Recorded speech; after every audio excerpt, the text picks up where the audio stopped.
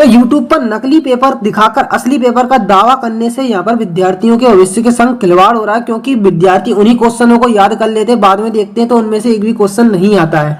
परंतु इसी बात को ध्यान में रखते हुए मंडल ने कल ही विद्यार्थियों की अर्धवार्षिक परीक्षा को बेहतर बनाने के लिए यहाँ पे अपनी वेबसाइट पर सैंपल पेपर अपलोड किए हैं।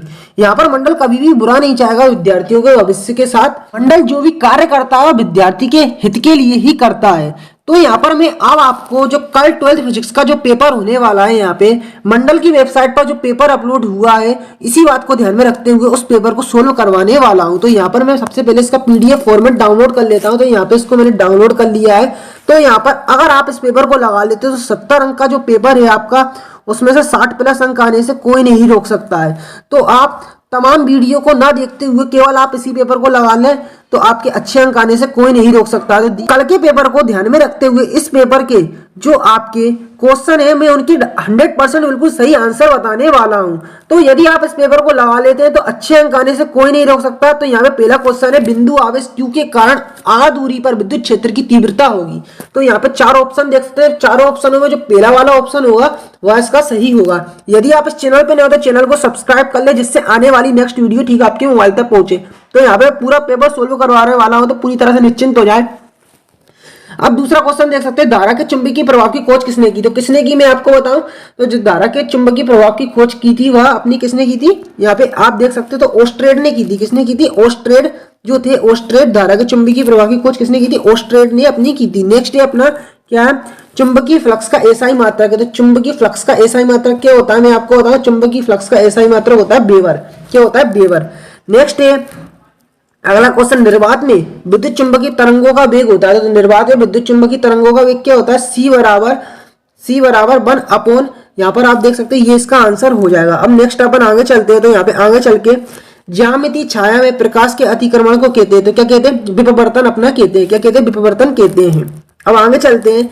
तो यहाँ पे आप देख सकते हैं एक फोटोन की ऊर्जा 3 eV है। तो फोटोन का तरंग दैर्ध्य होगा, जो फोटोन का तरंग दैर्ध्य होगा यहाँ पे आप देख सकते हैं 412.5 ही अपना इसका आंसर होगा। ठीक, आगे चलते तो यहाँ पर आप देख सकते हैं 1 ग्राम पदार्थ के समतुल्य ऊर्जा होगी। तो कितनी होगी यहाँ पे समतुल्य ऊर्जा, तो यहाँ पे बिल्कुल 100% बिल्कुल सही इसका जो आंसर होने वाला है 9 × 10⁻13 अपना होगा। 9 × 10⁻30 अपना पेपर को स्क्रॉल करते हैं। तो स्क्रॉल करने के बाद यहाँ पर आप देख सकते हैं ये कुछ एक क्वेश्चन है। तो देखते हैं इस क्वेश्चन को, 2 समांतर चालकों में एक ही धारा में धारा प्रवाहित हो तो वे एक दूसरे को क्या करेंगे, तो वो एक दूसरे को क्या करेंगे आप बताएं। यहाँ पर मैंने गूगल पे देखा तो यहाँ पर आप देख सकते हैं 2 समांतर धारावाहिक चालकों के में समान धारा प्रवाहित होने पर वह चालक मध्य कोण बल लगता है और वह एक दूसरे को क्या करते हैं, प्रतिकर्षण करेंगे। तो आपस में एक दूसरे को क्या करेंगे, प्रतिकर्षण करेंगे। अब यहाँ पर आगे चलते हैं, धारावाही वृत्ताकार कुंडली के केंद्र पर चुंबकीय क्षेत्र उस तल के क्या होता है, लंबवत अपना होता है। क्या होता है, लंबवत। तो आप भी अगर इस पेपर की PDF फाइल डाउनलोड करना चाहते हैं, गूगल पर आते ही आपको सर्च करना होगा class 12th physics half yearly paper, class 12th physics half yearly paper 2023 Himalaya sir पीछे आपको लिख देना होगा।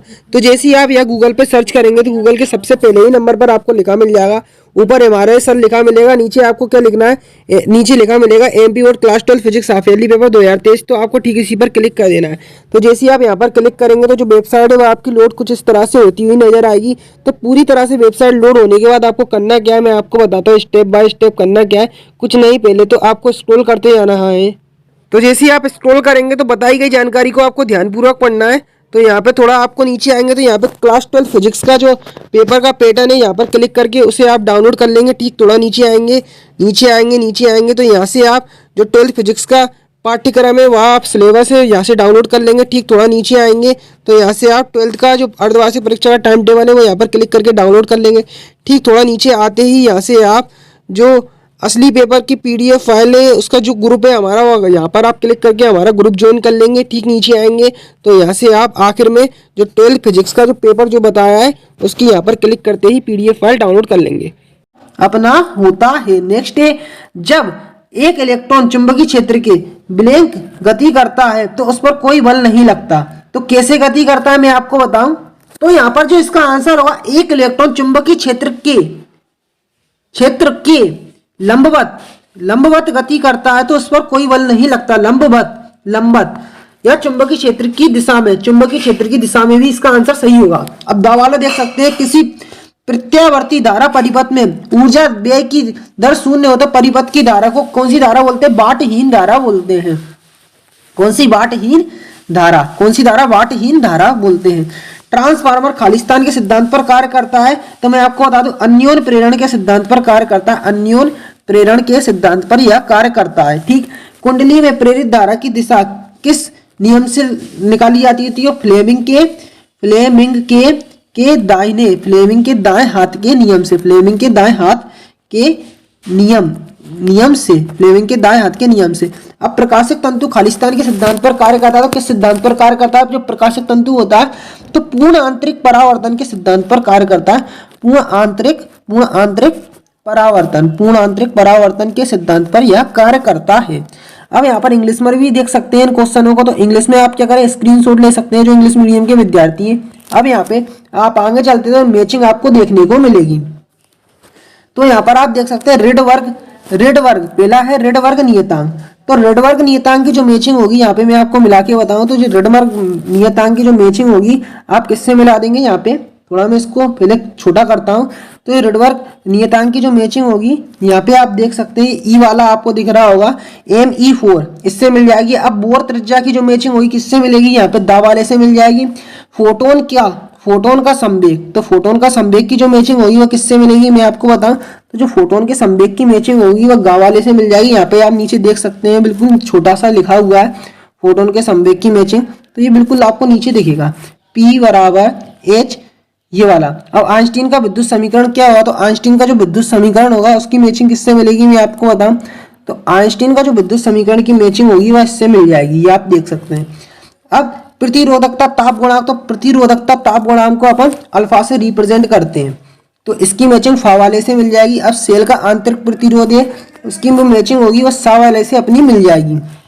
ठीक। धारा घनत्व की जो मैचिंग होगी वह किससे मिलेगी? तो धारा घनत्व की जो मैचिंग होगी यहाँ पे मैं आपको बताऊं धारा घनत्व की मैचिंग ये अपनी आ वाले से मिल जाएगी। आप ये देख सकते हैं आ वाला है NEVD, ये इससे अपनी मिल जाएगी। अब यहाँ पे इंग्लिश में भी देख सकते हैं, तो कुछ नहीं इंग्लिश मीडियम में जो है विद्यार्थी वो इसका स्क्रीनशॉट ले लें। अब यहाँ पे आप देख सकते हैं प्रश्न कुछ, तो इनके आंसर में आपको बताने वाला हूँ। तो ताप वृद्धि के साथ अर्धचालक की चालकता में क्या होता है, क्या परिवर्तन होता है? तो घटती है। जैसे ताप बढ़ते हैं तो चालकों की चालकता क्या होती है? घटती है। अब PN संधि में अक्षय वृत्त की मोटाई होती है, उसका जो आंसर होगा 10⁻⁻6 हो जाएगा। 10⁻⁻6 मीटर, 10⁻⁻6 मीटर अपना हो जाएगा। अब यहाँ पर देख सकते हैं अगला क्वेश्चन है यंग के यहाँ पर इसके ऊपर भी अपना एक क्वेश्चन है, पर यहाँ पर पहले मैं इसका बताऊं किस अभिनीति में PN संधि डायोड का प्रतिरोध अधिक होता है?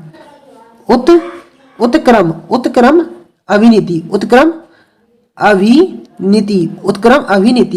अभिनीति इसका आंसर अपना हो जाएगा। नेक्स्ट है अपना आगे चलते हैं। तो यंग के द्विलिष्ट प्रयोग में किस रंग के प्रिज्म के लिए चौड़ाई कम होती है? तो यंग के द्विलिष्ट जो होता है उसमें किस रंग की बात करें तो इसका आंसर हो जाएगा नीले रंग के लिए। कौन से रंग के लिए? नीले रंग।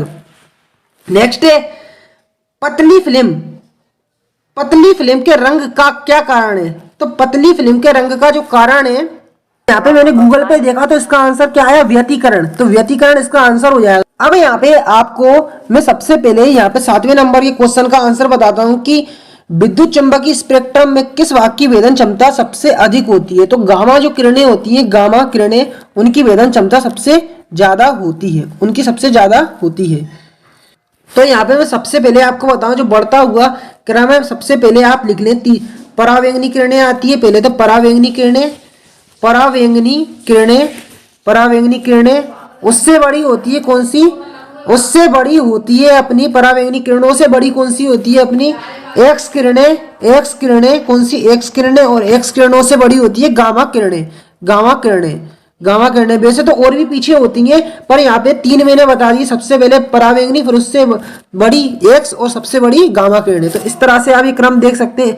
इसका क्रम आप एक बार गूगल पे भी देख सकते हैं या अपनी कॉपी में भी देख सकते हैं, पर जो मैंने 3 क्रम थे वह स्टार्टिंग के बता दिए। अब यहाँ पे आपको देख सकते हैं ये क्वेश्चन है कुछ कि किसी विद्युत द्विध्रुव के ध्रुवण आघूर्ण को परिभाषित करें या सदिश राशि है या अदिश। तो मैं आपको बताऊं, यहाँ पर आप लिखा देख सकते हैं विद्युत द्विध्रुव आघूर्ण वह निकाय है जो बराबर परंतु विपरीत एक दूसरे के अल्प दूरी के होते हैं। एक दोनों के बीच की दूरी के गुणनफल को विद्युत द्विध्रुव आघूर्ण कहते हैं। इसे पी से रिप्रेजेंट करते हैं। ये क्या है, अपनी सदिश राशि है। ये कैसी राशि है, सदिश राशि है। तो इसको आप याद कर लें।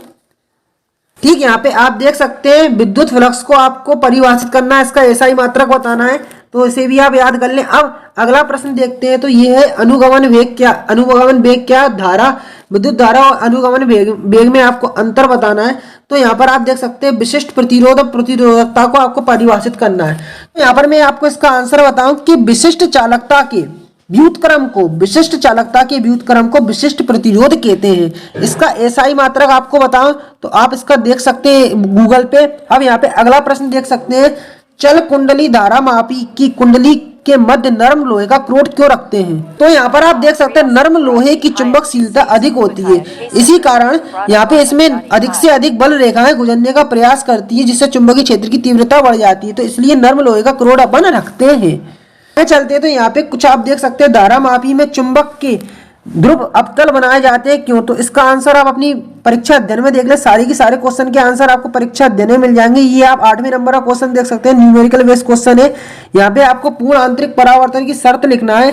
ठीक, दाढ़ी बनाने के लिए आपको अवतल दर्पण का उपयोग क्यों करते हो। तो यहाँ पूर्ण आंतरिक परावर्तन का मैं आपको उत्तर बताता हूँ। अब यहाँ पर अपन आगे चलते हैं, तो प्रकाश सघन माध्यम से विरल माध्यम की ओर जाना चाहिए और आपतन कोण का मान क्रांतिक कोण से अधिक होना चाहिए। तो ये दो शर्त आप देख सकते हैं। अब यहाँ पे आगे चलते हैं, तो आगे चल के आपको एक क्वेश्चन पूछा है कि प्रकाश विद्युत प्रभाव को परिभाषित कीजिए। इससे संबंधित आइंस्टीन का समीकरण आपको लिखना है और द्रव्य तरंगों की दो विशेषताएं आपको बताना है।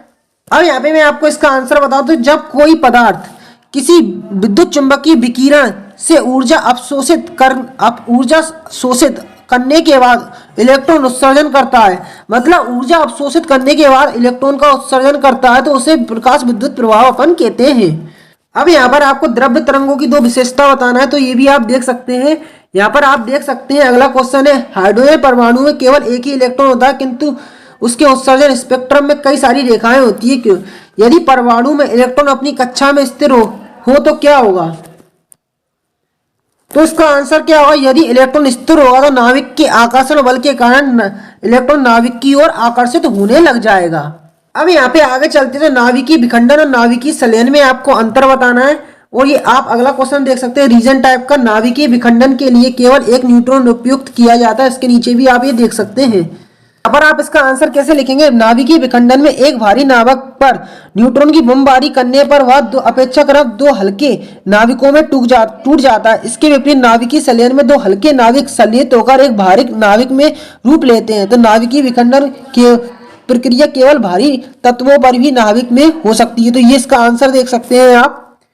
अब यहाँ पे आगे चलते हैं, तो आगे चल के यहाँ पे समांतर प्लेट संधारित्र के लिए धारिता के लिए आपको व्यंजक स्थापित करना, गोस की प्रमेय आपको लिखना है। यहाँ पर मैं आपको इसका आंसर बताऊं गोस की प्रमेय का, कि किसी बंद पृष्ठ से गुजरने वाला संपूर्ण विद्युत फ्लक्स उसमें उपस्थित आवेश के 1/ε0 गुना होता है। तो ये आपको बताना है। अब यहाँ पे आगे चलते हैं, तो किसी विद्युत परिपथ के लिए किरचॉफ का नियम लिखिए। किरचॉफ के नियम के अनुसार व्हीटस्टोन सेतु का सिद्धांत स्थापित करना है। तो यहाँ पर किरचॉफ का जो नियम है मैं आपको बताऊं, किसी घेरा के परितः विभवांतरों का बीजगणितीय योग शून्य होता है। यहाँ n लूप में कुछ विभवांतरों की संख्या के बराबर ये विभवांतर सम्मिश्रित संख्या भी हो सकते हैं। यह ऊर्जा संरक्षण के नियम पर आधारित होता है। ठीक, यहाँ पे आप न्यूमेरिकल बेस्ड क्वेश्चन देख सकते हैं, तो यहाँ आप अपनी परीक्षा अध्ययन में देख सकते हैं, आपको मिल जाएगा कमरे वाला भी ये। ठीक, आगे चलते हैं, तो आगे चल के आपको ये दो संयुग्मी लेंस के लिए आपको व्यंजक निकालना है। ये वाला देख सकते हैं संयुग्मी लेंस वाला, और ठीक पीएन संधि डायोड वाला जो अपना क्वेश्चन है वह याद करके जाएं। और दिष्टकरण क्या है इसको भी आप याद करके जाएं। रेफ्री रिएक्टिफिकेशन देख सकते हो, ट्रांसफार्मर वाला याद करके जाएं। और ठीक यहाँ पे आप देख सकते हैं प्रत्यावर्ती धारा जनित्र वाला याद करके जाएं। और यहाँ पे संयुक्त सूक्ष्मदर्शी है उसके बारे में पूरा पढ़ के जाएं, और खगोलीय दूरदर्शी के बारे में आप पूरा पढ़ के जाएं। तो ये कुछ था अपना जो अर्धवार्षिक परीक्षा का जो पेपर होने वाला है वह। तो यहाँ पर यह जो पेपर है इससे आप लगा लेते हैं सैंपल पेपर को, तो अच्छे अंक आने से अब आपके कोई नहीं रोक सकता।